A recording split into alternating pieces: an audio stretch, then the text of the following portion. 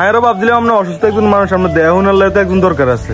আমি যেমনে আছি এমনি ভালো আছি, আগে আমরা টিয়া কেমন হরে।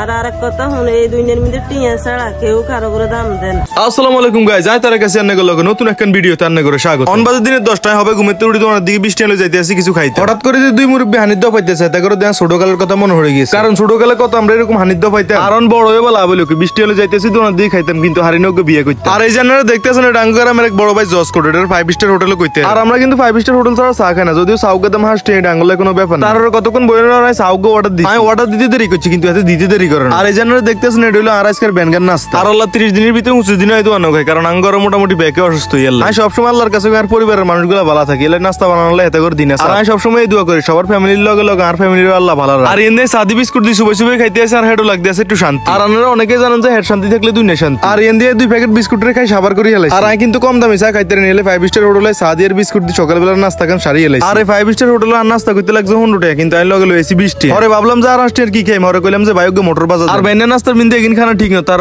খিত্তাম আর কি বউ আছে। আর বোর কথা কইতে মনে হয়ে গেল, চলেন আজকে লাজ লজ্জা বেগিনের মাথাকে মার কাছে যে বিয়ের কথা কই। আর কথা তো দুয়ানটি নষ্ট করি, মাল্লা মাছ রাখলে বিয়ে করি, বোরাতে নাস্তা বানা ঘর খাইও। আর আজকে আর বিয়ের কথা মনে হয়ে জানাই দৌড়াদৌড়ি করে দুয়ানতে পাই দিক যেতেছে স্ক্যান মারা আর বিয়ের কথা কই। আপনারা আল্লাহ দোয়া করেন যেন আর বার রাজি। আর দোয়া করানোর লগে লগে আপনারা এই ভিডিও কান শেয়ারও করে দিন। আমি ভাবতেছি মারে কইলে মা জানি আরে কি কিরবে এটা হরে দেয়া যাবে, কিন্তু আরেকটা আফসোস, এর দু জীবনে কোনো মায়ের লগে ফেম করতে পারে না, মায়ের গুলো কথা কইতে চাইলে আর আড়ুকা। আমি ভাবতেছি এটা কি আর ভিটামিনের সমস্যা না, মাত্রা সে বেশি বদ্রনের কারণে এই অবস্থা। থাক নিজ ডুল আবার নিজে হিডিয়ে লাইছি, রান্নার আবার কিছু মনে করিয়েন না। আর আজ যত বাদ দিকে যাইতেছি তত আর ডর লাগতে আছে। ডর লাগলে লাগুক, আজ হোক কাইলোক বিয়ে তো করতে হইবে। আর আজ নো কাইলে একদিন না একদিন তো মারে কইতে হইবে। নাই ভাবছি যে আজকে কই দি। ও মা, মা, ও মা, হ্যাঁ একটা কথা কইতাম।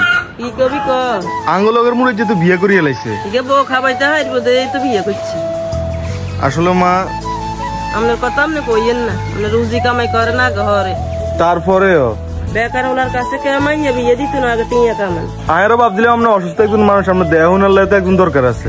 আমি যেমনে আছি এমনি ভালো আছি, আগে আমরা টিয়া কামান হরে।